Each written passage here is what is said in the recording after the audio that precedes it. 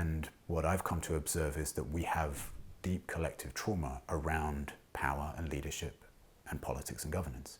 Underneath that, in my experience of going into this exploration with people, is a longing, is actually a really vulnerable longing, that there is a really vulnerable longing in us for something different, and for power that is clean, and for leadership that we can trust, and for politics that healthily channels power in a way that's in service to the earth, in a way that's in service to all the things that we know are most good in life, that's in service of the human heart and the collective human family, and in service of an honoring of the natural kingdoms of this planet.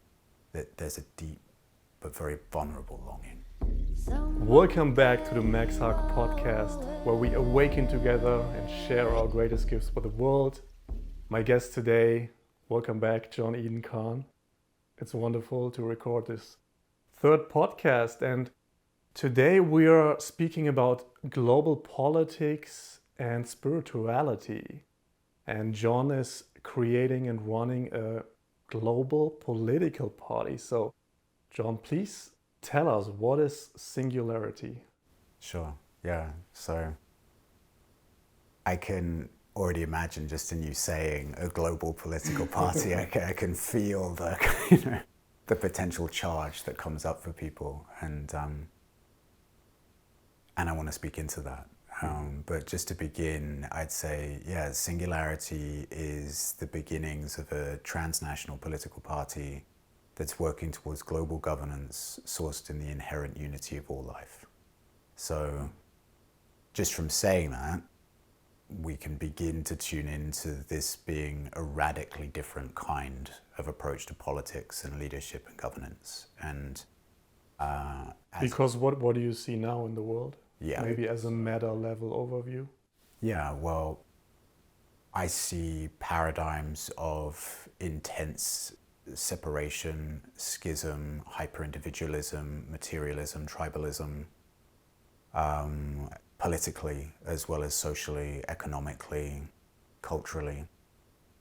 I see power that is wielded with a sense of competition and scarcity and impulses towards exploitation and domination and control. I see the way that we do relations individually and internationally. The field of international relations is pervaded by a survivalist pragmatism that is, based on tribes that are just out for their own self-interest in many ways. Yes, also sometimes on good days within a sense of overall international concern, but often not. And I see a collective way of relating to the earth that is our home, that's rooted in extraction, exploitation, and the pillaging of the natural world for all of its resources in a manner that is, as we know now, completely unsustainable. So, Singularity is about can we go on the adventure of seeking to pioneer a new political movement that is based on a transformation at the radical root of the underpinnings of our society. So our exploration is, can we start with a view that instead of separation and schism and tribalism is actually rooted in the inherent unity of all life? Can we relate to power rather than from a place that is anchored into competition and career politicians trying to just find their way, Can we see power, the true source of power, is actually rooted in surrender to the sacred force of life that exists in the heart of every human being? When you speak of the unity of life, can you elaborate that a bit more? Yeah, for sure. Also maybe with pointing to the previous two podcasts. I point people to the previous conversations that we've been having. Yeah, so just to say that for me, one of my passions is, how do we live and build from what's really true, most true, with a capital T, truth, you know? And so you and I have had awesome conversations going deeply into essentially harvesting the cultivated wisdom of human beings and traditions as they've existed through thousands of years, who've all had some version of pioneering into what's really most true. Like, what is life really? And I don't mean just in a sense that's based on different cultures having different belief systems, because it's critical that we in Western culture understand that spirituality and religion in its truest and healthiest form extends way beyond who believes what. It's not about belief. That's fine for people to have worldviews that are informed by collective belief systems that are dedicated to support them in what is the most healthy way they can be in the world. And it is possible to go beyond that, and human beings have been doing that for millennia. And those human beings have gone to the furthest reaches of awakening to what is most true. And of course, people outside of that experience can ask the question, okay, but is that really what's true? Or is that just an experience? And I mean, first of all, the fact that human beings across cultures for thousands of years have been coming back and basically describing the same experience is compelling, you know? And then, as anyone who's had some kind of awakening experience to the inherent unity of all life knows, that experience brings with it what I think it was what William James called the noetic quality, which is that something deep in your core just knows. In the Buddhist tradition, they say that once you've had that experience, 1,000 Buddhas could come and knock on your door and tell you that this isn't it, and you'd be like, it's okay. You can shut the door and just be like, thank you, it's okay. I feel like I don't need someone to, there is a conviction that comes with it that is its own grounds. There's a knowing that is beyond anything that the rational mind would really understand. Yeah, and people are changed by that experience, so it's great that we've had contemplative practitioners and mystics and yogis and yoginis and people who have been going to the furthest reaches of human experience for millennia to connect to what is most true. And a passion for me, and I think a lot of people more and more today, is how can we build our culture on what's most true? How can we build systems? How can, especially at this time of planetary crisis, global existential risk, where surely the most rational and sane conversations that we could be having with each other is, let's really put everything on the table, and look at what we've been building, why, what are the aspects of human nature that have been informing what we've been building? Should we talk about that? Should we have those conversations? Yeah. And so one of the ways that I describe Singularity sometimes is, as transcendentally idealistic and spiritual as this might sound, this is the radically sane conversation to be having. A politics and an approach to leadership and governance that's sourced in the inherent unity of all life. Even if someone doesn't jive with the mystical dimension of that, I think we can be clear that that is the most functionally intelligent way that we could approach the health, the needs, the thriving of the earth that we all share our home on. So there's a functional economic advantage that comes from starting with the whole. And that's part of the radical approach of Singularity. I think we can all easily see examples of political processes around international relations, the examples of how many climate conferences we've had over the last 15 to 20 years that have barely gone anywhere, just to really, we're still, I think the other day there was a news report that came out that said that we've now pushed past a 1.5 degree rise in global temperatures for a year in a way that politicians had previously said was absolutely a red line and we need to make sure can't happen. So, you know, the efficacy of the negotiations that we've had around this topic, like so many others, has been minimal, you know, in many ways. And there seems to be, to me, like quite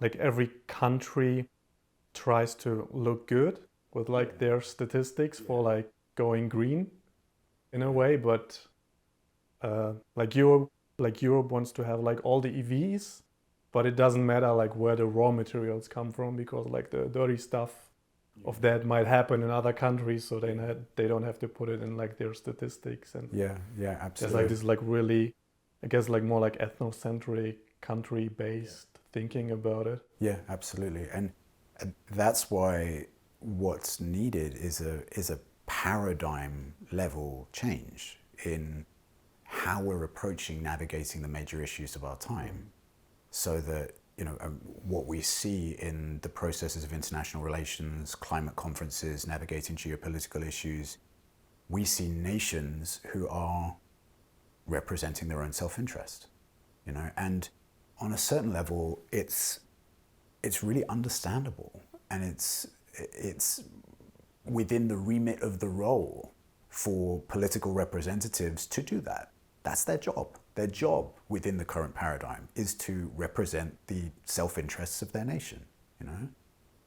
But the wider reality that's revealing itself over time is that that's not going somewhere good, you know, that actually we have planetary scale issues that are... Turns out we're on the same planet. Turns out, right? Who'd have known? Who'd have thought it? And as you and I, the conversation that we had a couple of days ago, the second of the ones going into the more kind of spiritual domain, we were tracing out structures of consciousness that human beings grow through, from egocentric to ethnocentric to world-centric to, we were exploring the idea of, you know, Gaia-centric or Earth-centric through to cosmos-centric. And it's critical that we don't just have consciousness pioneers who are starting to unfold and feel and sense and relate from these more world-centric through to Earth-centric through to cosmos-centric structures of consciousness, but that we actually have, that we build our systems from there now, you know. So Singularity is a adventure that is dedicated to, what can we do there? Like, how can we build something that is in the domain of politics and leadership and governance that goes to the radical root of the changes that need to happen today? And I feel like, you know, it's also true that there's, the good news is there's a bunch of very worthy, inspiring, exciting political movements and projects that are also starting to rise. And so as I look out on them, I feel how critical it is that we really hold to that radical orientation, because I feel like that can hopefully be some kind of seed of inspiration, at the very least, for what we build over the next generations, you know. And so, yeah. Can you paint us an image? Like, what is the vision? Yeah. If you look like, let's say, 30 years ahead, how would this political or government system work? Yeah, sure.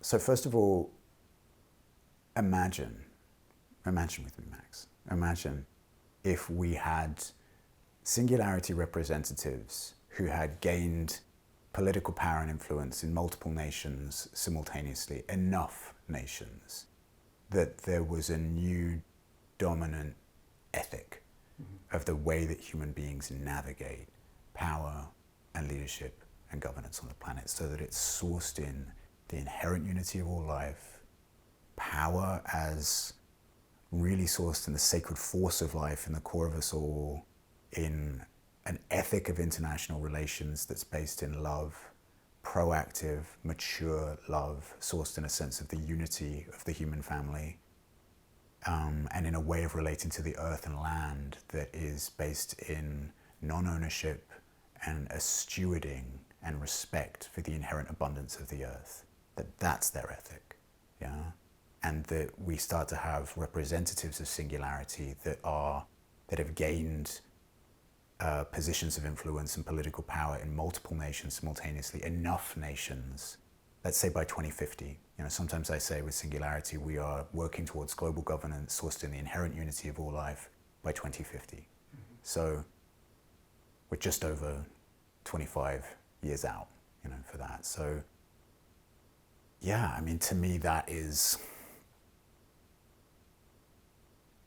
what I'm working mm-hmm. towards with this. And I feel like Singularity is going to be one of a number of emerging political parties, movements, and structures that focus themselves on starting with the health of the whole. Because I think that is becoming, we're not going to be on our own with that, mm-hmm. because it's just, as I say, the radically rationally sane conversation to be having in light of the challenges we collectively face. So I imagine that over the next years, there's going to be other transnational political parties and other transnational political structures and movements that develop that are orienting around the same questions and probably having very different principles or areas of focus in certain ways. So, and I think that's good for all of us, basically. In researching whether Singularity is anything radically new, because it felt radically new when I found myself really inspired to initiate this. I also wanted, I'm aware there's 8 billion of us on the planet, right? And it's very rare for any of us to think or do anything new, so. Germany has, I think, the Purple Party, the spiritual people party. I didn't know that, the Purple Party, okay. Yeah. Well, what I found out is that there are a number of transnational parties in the world that already exist. Often they've had very ethnocentric and even kind of violent orientations. There's the Ba'ath Party in the Arab world. There's also Sinn Féin in Northern Ireland. But then I also found that and it would be right to honour that Sinn Féin don't have just violent orientations. There's also a legitimate political cause that has been, woven in there as well. And that's a whole thing. But in Europe, there's the Volt Party. There's also Democracy in Europe 25. These are pan-European political parties that are emerging to try and navigate. How can Europe develop itself over the next decades in a way that responds to the challenges of our time in a way, so there are examples of this type of approach that are developing, and I think it's only a matter of time before more transnational, pan-global projects emerge.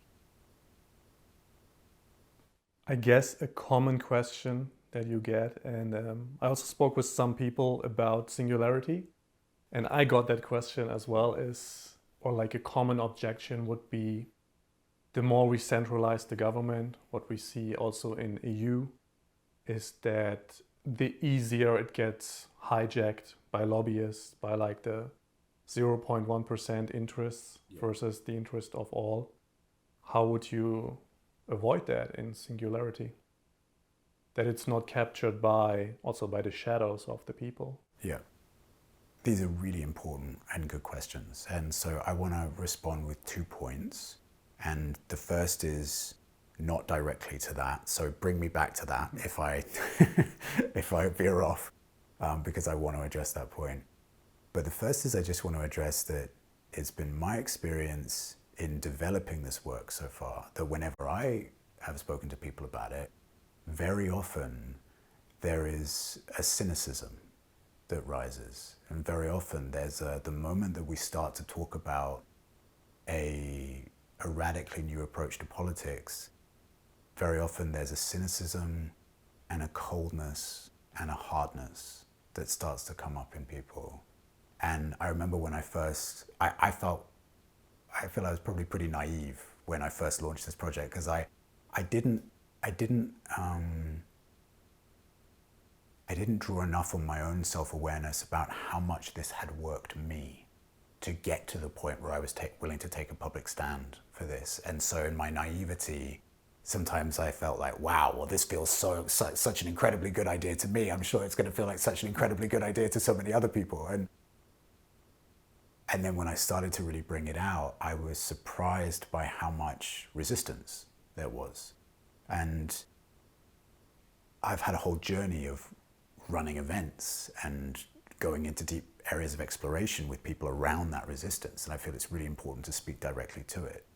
So what I've observed is that the surface level of what happens in many of us when we start to have this conversation is, as I say, a certain cynicism and coldness and hardness. But that actually it's a surface level protection on top of a lot of pain. That there's actually underneath that, if we are willing to stop, pause, and feel our bodies, that what we start to feel underneath that surface level coldness and hardness is there's actually a lot of trauma for us around politics, power, leadership, governance. And that what we find there is that we find terror, and we find a deep sense of betrayal, and we find rage, and we find trauma.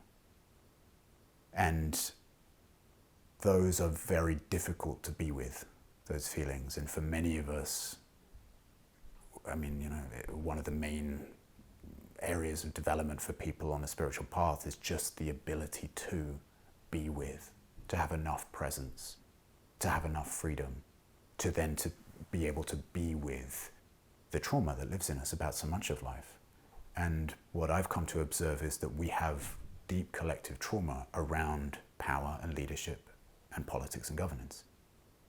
Now, underneath that, in my experience of going into this exploration with people, is a longing, is actually a really vulnerable longing, that there is a really vulnerable longing in us for something different, and for power that is clean, and for leadership that we can trust, and for politics that healthily channels power in a way that's in service to the earth, in a way that's in service to all the things that we know are most good in life, that's in service of the human heart and the collective human family, and in service of an honoring of the natural kingdoms of this planet. That there's a deep but very vulnerable longing. And the vulnerability is the places in us that are terrified that if we really open there, that we're just going to actually experience more abuses of power. So, because actually what the intelligence of that trauma in us is the truth that we know that actually every day we are surrounded by abuses of power. Every day we are in contact with that.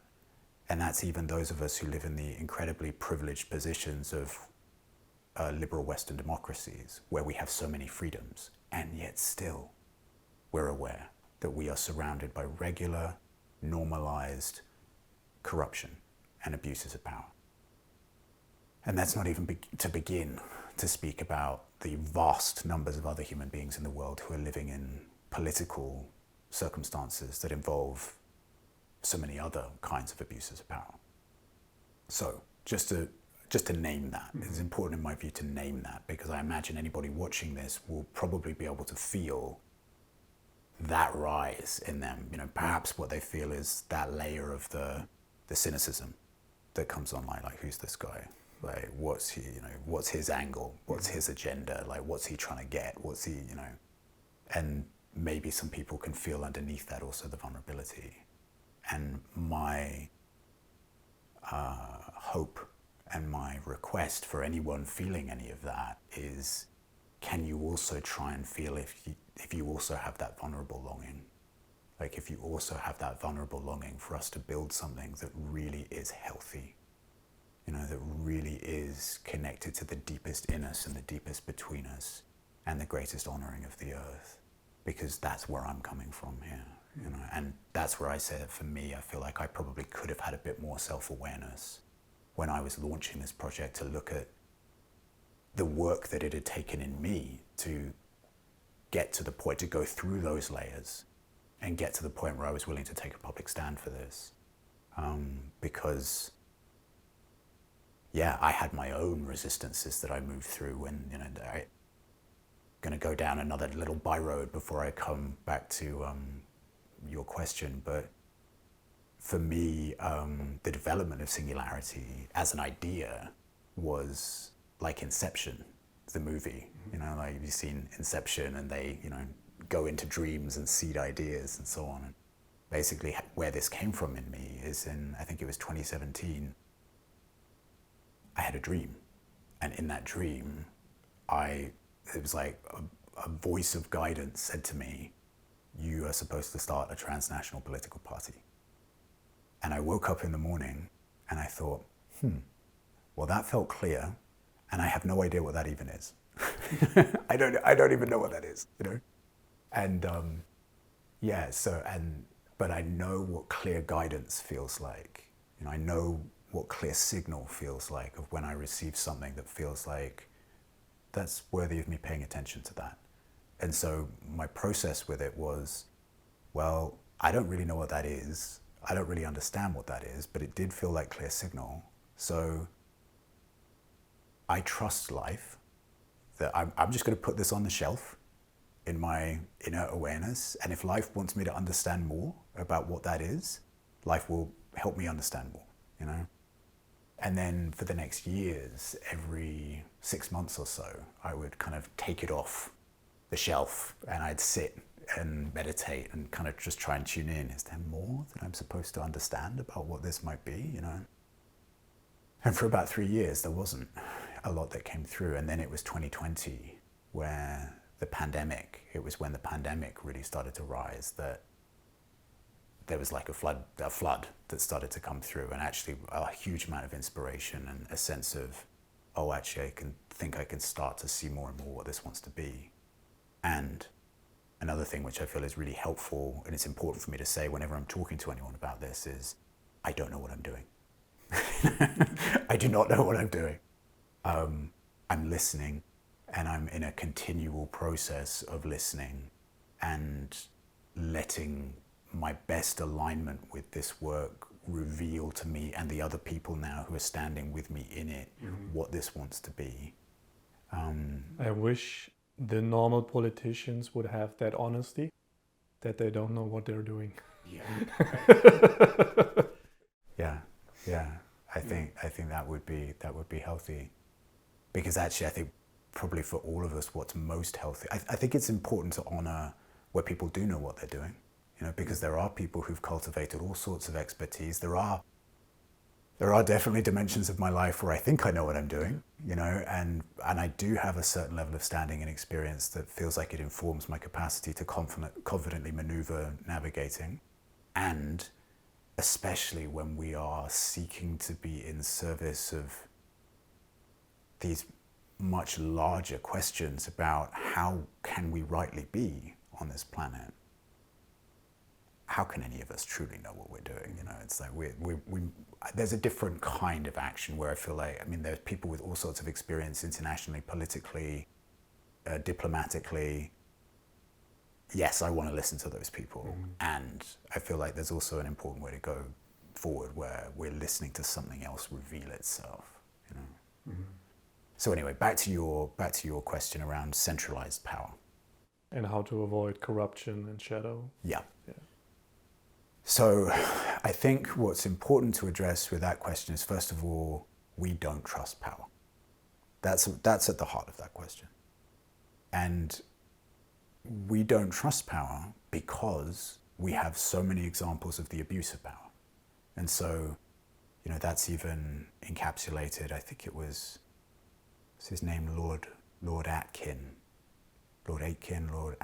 who's the man who's responsible for that quote where he said, power corrupts and absolute power corrupts absolutely. You know, so many of us know that saying, and it's become part of our way of thinking, and it's so much so that we even are highly suspicious of anyone who would go into the domain of becoming a politician or exploring potential leadership in that domain. Like, what might be wrong with that person? And of course, it's absurd and crazy making to then be with, oh my God, what a precarious situation for us to be in. The people who we are entrusting to hold power for us and represent us are the people that we are most suspicious of in a normalized way. That's an incredibly unhealthy reality, and that's part of the trauma that lives in us, right? So we don't trust power. So for me, a core part of my passion and my exploration around singularity is, how can we develop a relationship to power and to leadership that we can trust? So that's why I feel like, that's why I say, this thing around, we're interested in a kind of power that is not sourced in formal positions of authority and people's attempts to control and dominate each other, but power as the sacred force of life that is sourced in surrender.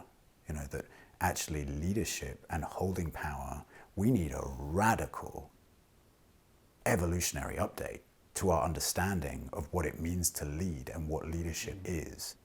I mentor leaders. It's something I've done for years now, and I mentor leaders because I'm passionate about us evolving our relationship to leadership.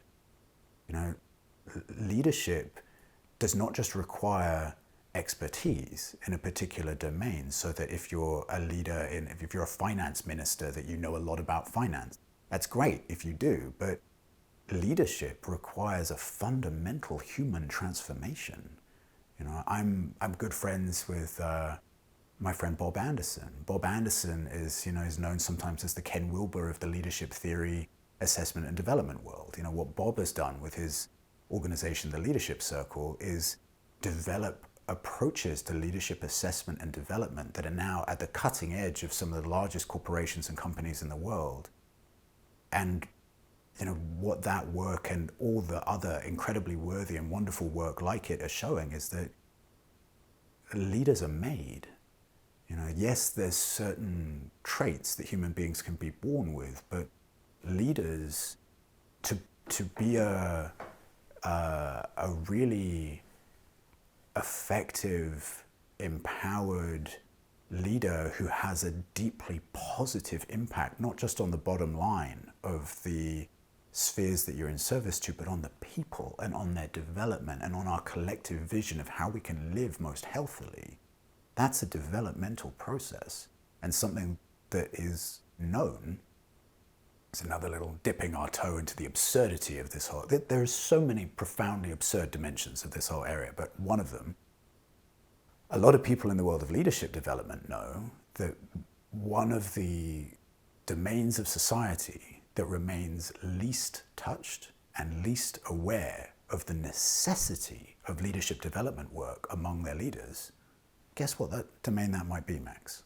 Politicians? Politics. Yeah. Politics is actually, I have friends in the leadership development world who have attempted to initiate projects where they've made contact with governments and said, how can we help you? How can we develop programs to develop the leaders here so that they are people of outstanding levels of human development? Mm-hmm.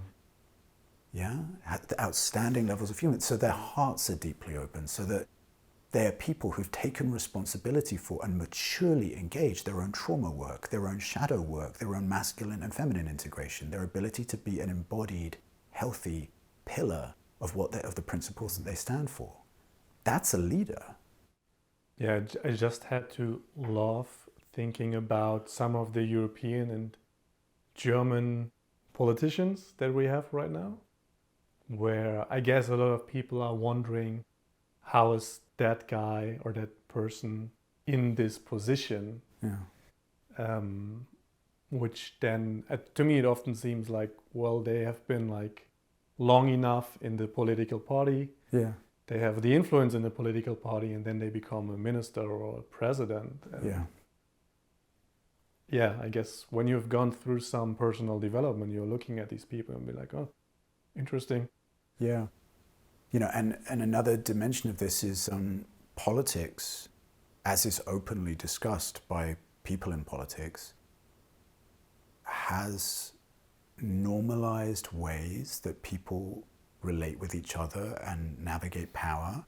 That I remember reading a quote, I forget who it's by now, but they said, if anyone ever treated you that way in your social life, you would never talk to that person again, That friendship would be over forever, And that is the normalized way we navigate power in the political landscape. It's this Machiavellian, survivalist, career politics energy that is diametrically opposed to really healthy, embodied, non-polarized leadership. So first of all, that's an important piece that we need to first acknowledge, that we don't trust power. We have very few examples of leaders who embody that type of development. Thankfully, because of the work of people like Bob, the Leadership Circle, multiple other organizations, that type of leadership is more and more common in other areas in the business world and so on.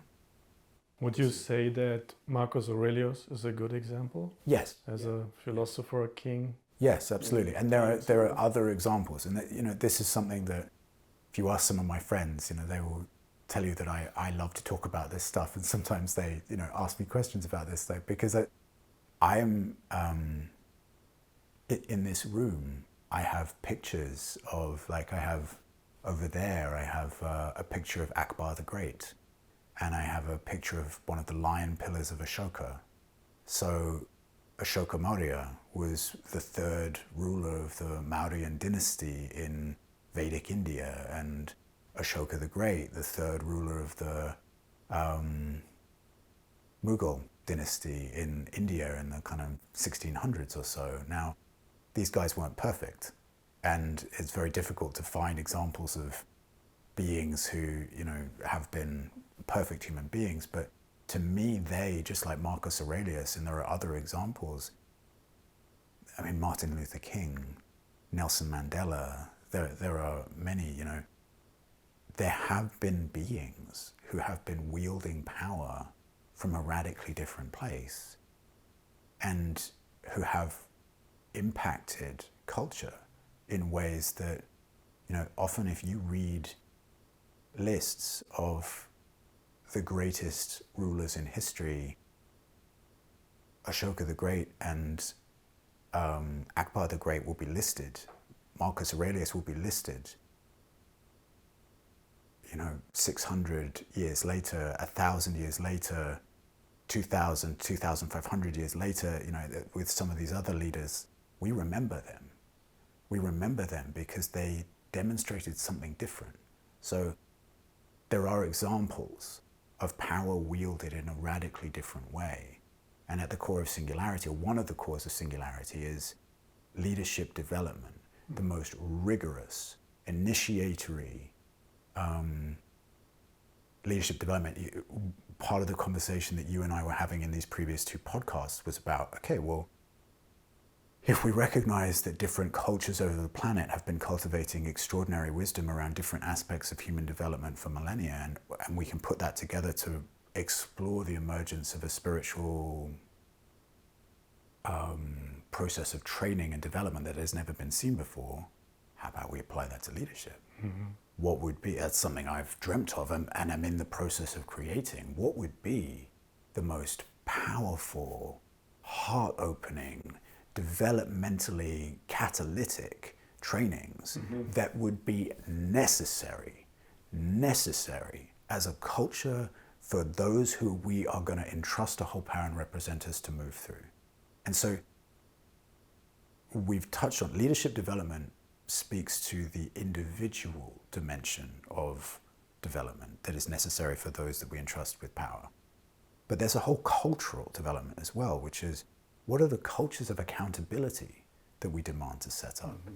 How do we actually develop cultures of leadership? And this is part of what we're developing in Singularity, a culture of accountability around how people lead and wield power, that we give our consent from the beginning It's part of walking through the door that I give my consent for feedback.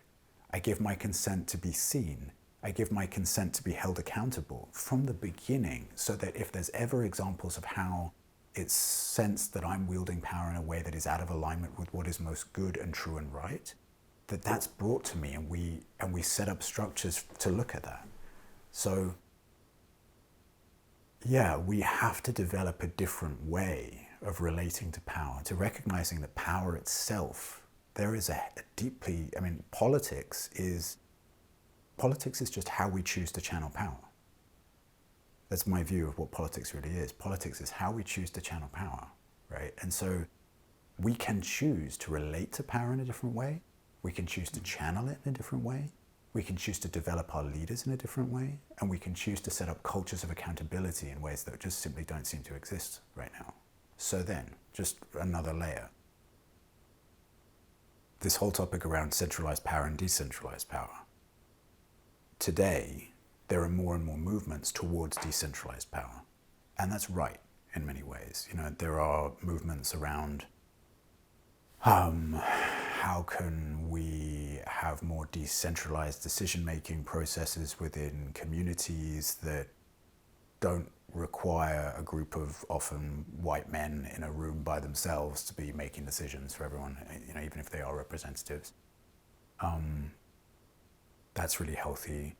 We have, with the rise of blockchain technology, we have decentralized currencies that we're starting to explore. In the rise of things like DAOs, decentralized autonomous organizations, people are really interested to apply things like blockchain technology to decentralized decision-making processes. Great, all good.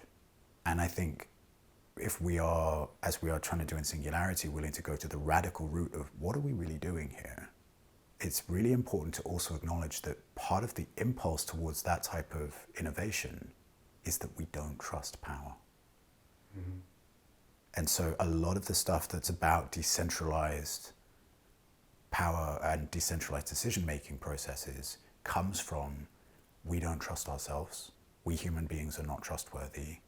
How can we build structures that best accommodate for our failings?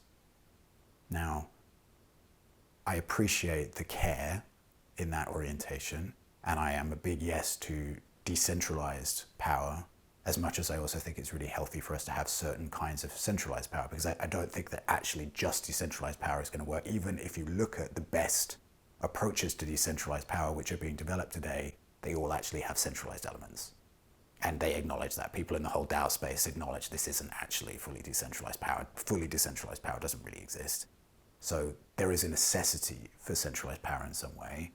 So then we've got to get over ourselves. Basically, we've got to get over that. We've got to acknowledge that actually this is us. This is about us. This is about, can we become trustable or empower? And can we set up cultures of accountability that have us go through the developmental processes that build the kind of leaders who are operating at all scales, at the community level scale, the local, the regional, the national, and the international scale.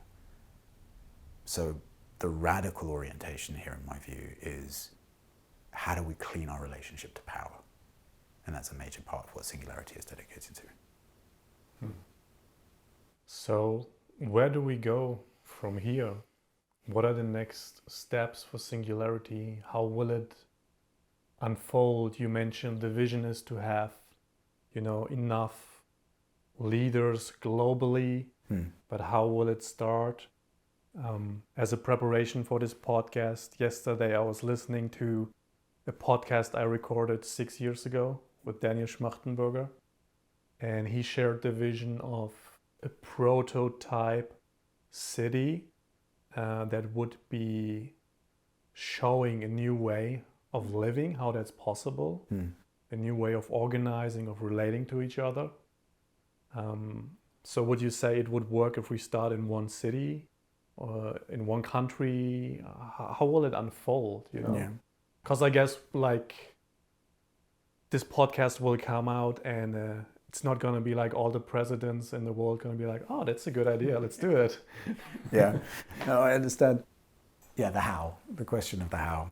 So just to acknowledge again, I don't know, and with that, I feel like Singularity is presently very much in a movement building phase. So the way I'm sensing the process right now is, how can I make contact with people, and how can this work make contact with people in multiple nations who resonate with this? And the beautiful thing, Max, in developing this work has been that how many times I've had the experience that people feel this as something that already lives in them in a certain way. Sometimes I've noticed in my work generally, long before I ever developed Singularity, that sometimes human beings develop, or that we kind of download projects that people realize, oh, that future lives in me too, and then there's a deep response, because actually what's been brought through is something that we all know must come, and actually we all are waiting for, and that future already lives in us in some way. So I've had that experience with Singularity. With Singularity, people very often are deeply touched by it, because we know that this future must be. We know that there must come a future where there's power that operates through politics, that starts with reality as one, with earth as one, with humanity as one, with an honoring of the natural kingdoms of the planet, and then celebrates our diversity from there. So I've been in the process of, how do I make contact with people in different parts of the world who feel resonance for that, and who can be part of a movement building process in those nations. Now, the pathway is, if we can build the movement in various nations to a point where we start to actually have Singularity representatives who are engaging with politics on, I imagine, probably first the local and regional levels. And, let's say in 2 to 3 to 4 years' time, we start to actually have Singularity representatives who are starting to get involved at the national level. So, yeah, and then what people would see with that would be representatives of this party called Singularity who are starting to show up, but they're not representing the tribal, political, social, or economic policies of that party and in that nation.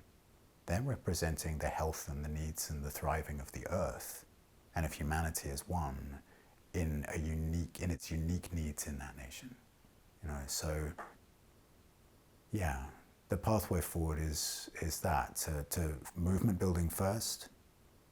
That's already happening. We have Singularity cells, I think, in about eight nations now. And I've been doing this thing of running online events dedicated to the activation of the soul of different nations. It's a whole interesting thing. Sometimes we hear political leaders speak about the soul of different nations. Joe Biden spoke a lot about the soul of the USA and the run-in to him being elected.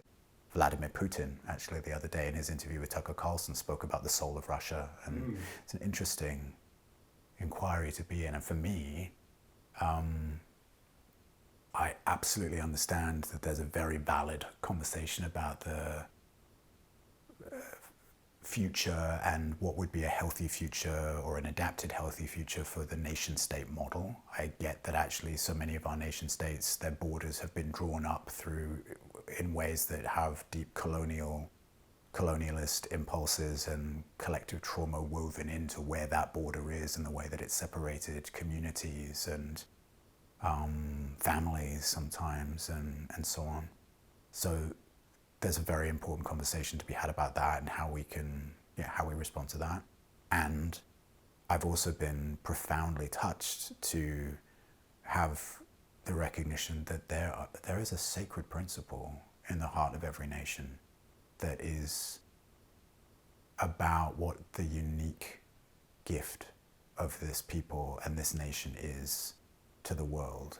And I feel like, that's also a difficult conversation to have, because it's so antithetical to anything that, to the drama that we see ourselves surrounded by so often. But my view is that our nations have not actually even begun. We've just begun. That's maybe the fairer way to put it. We've just begun to start to feel like, what are the gifts of our nations for the world community that are expressions of the whole and service to the whole? So I've been running these events that have been dedicated to the activation of the soul of different nations. I just did one for Nigeria recently, which was gorgeous. I have people who I'm connected to in Nigeria who supported me to run that. I always run them, to avoid my own, kind of potential colonialist shadows. Like, I always run them in collaboration with people from those nations. So I have some close friends in Nigeria who supported me to run that. I'm gonna run one for Brazil in, I think, about a month from now. And these events are dedicated to how I can make contact with people in those nations who feel deeply resonant with this work and who are up for holding a point for its development and for movement building there.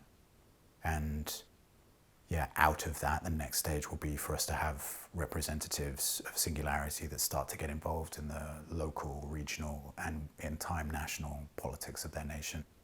And from there on, So anybody who has listened and watched until this point in this episode, they probably understand our language. They have some experience in personal development and spiritual development. Probably a lot of the viewers right now will have some experience with plant medicines, and they deeply feel this. They get where you're coming from. I hope so. And they probably feel very aligned with when you shared that there's already this knowing inside of us that it will come. Yeah. But 99.9% of people living on this planet, they won't listen to this podcast, and they wouldn't get it, what we talk about. They'd be like, oh, these guys are insane. How do you take like all of the people with you in the sense of their development, their awakening? Because I could imagine that most people would be quite afraid if like suddenly the political system changed and they cannot vote for like one color every 4 years. Yeah. And they suddenly have to think like in a new way about the world. Yeah. I love your questions, Max. I think these are really, really excellent questions. First of all, let's hold the possibility that your podcast is going to reach wider and wider reaches of people. But I get where you're coming from. I think there's a few points I would make there. As I said to you before we began recording, there's an element to my process with Singularity where I don't know if I would have initiated this if I didn't think that there are huge changes coming. I do. I think that, I think this would feel, this has already been an incredible journey and has tested me and challenged me massively so far. And I think it would have done on, 1,000 more levels if I didn't think that there were massive changes. If I thought that the world is probably just going to be the continuance of the status quo until maybe we destroy ourselves, over the next decades, that would be pretty tough. I don't think that. I think that major changes have already begun. And I think that we have entered a global initiation. And the outer picture of that is a planetary crisis, is the planetary meta crisis, where there's all these existential risks that are presenting themselves through, and there's, as I think we touched on a couple of days ago, there's a profound intelligence in the crises that emerge in our lives, because so often they are evolutionary catalysts. In the particular architecture of the crisis is an evolutionary catalyst for its solution. So if we look at the lens of the planetary crisis that we're currently facing, what is the intelligence in the architecture of this crisis in terms of what is it asking of humanity? And I think anybody who looks at it can quite easily see that, whether you're someone who has a habitual, comfortable place where you are, you voted for this color or this color, and that's just how you live, whatever, wherever you come from, look at what we're facing. What's the solution? The solution clearly is the emergence of a unified humanity that can exist beyond the regular tribal fault lines of polarization and schism, and can learn to steward an entire planet and its resources in a way that lives in harmony with each other and the earth. Now, frankly, if someone finds that an overly idealistic or kind of whatever way of thinking, sorry, but it's real. That there's no two ways about it. The existence of a separated, tribal, warring humanity that exploits each other in the earth is past its use by date. It has no future on this planet. That is not a reality that will work. There is, however we feel about it, whether it challenges what we're comfortable with or not, frankly, is secondary to the reality that we're collectively facing. And that is that there needs to be a paradigmatic shift in the way that we relate to ourselves, each other, and the world. And in that, the fundamental inherent unity of life must and will, in my view, be recognized as the senior principle. There is a senior principle here that must be the foundation. And from there, we celebrate and honor and navigate our diversity in all of its beauty and its challenges.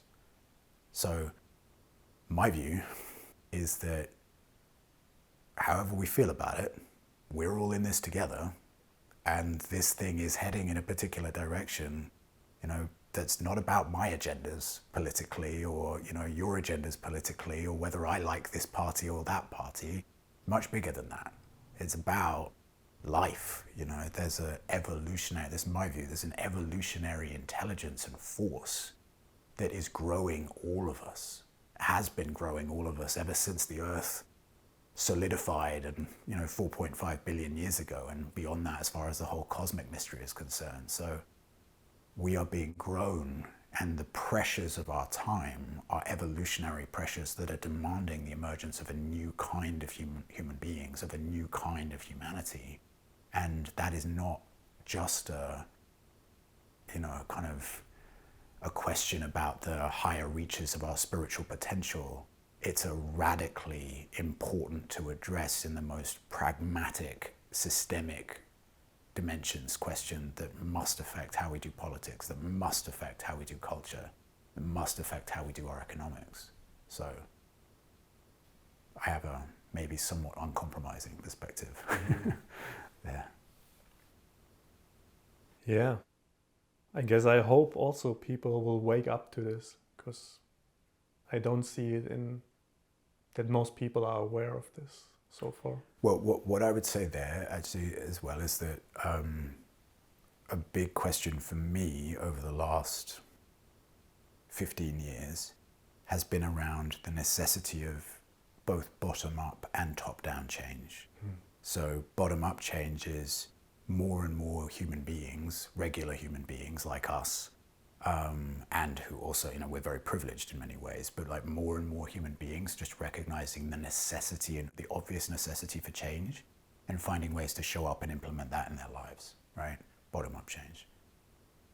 Top-down change, our leaders and representatives who are holding significant positions of power, implementing change, legally, socially, politically, economically, implementing, right? And I've been with this question a long time, basically like, how is the change going to happen? And I think both of those are fundamentally important. And I also have come to the place where I don't think we have time for bottom-up change to be the primary driver of what needs to happen.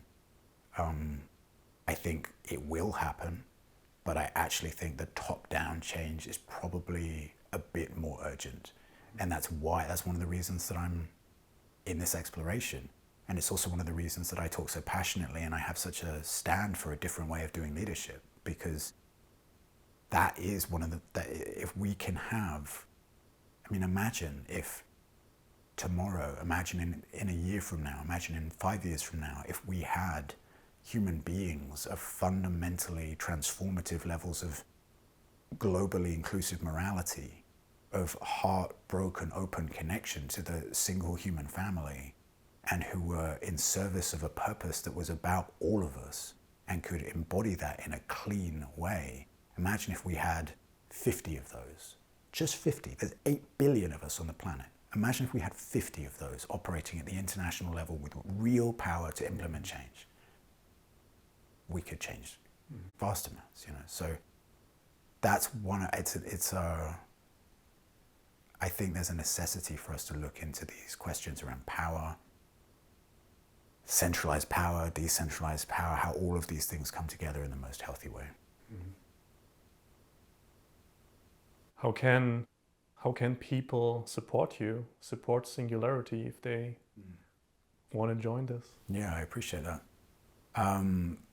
People can go to our website and they can see the different ways that they can get involved. So they can join different national cells that already exist, as we have them, as I said, in about 8 or 9 nations currently.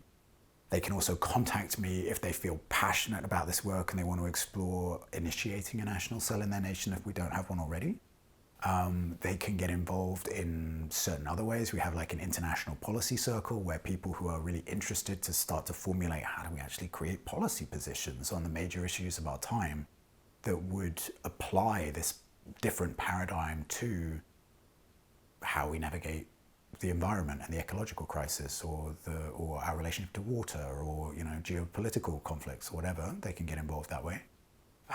They can donate as well. It's really valuable for us to receive financial support so that we can grow this. Every political movement that actually gains any traction in the world needs that kind of support. They can become a member as well. We have a growing community of Singularity members all around the world. And I offer leadership work and leadership sessions into that field so that we can develop our way of inquiring into the kind of leadership that I'm speaking about. These are ways that people can connect to Singularity.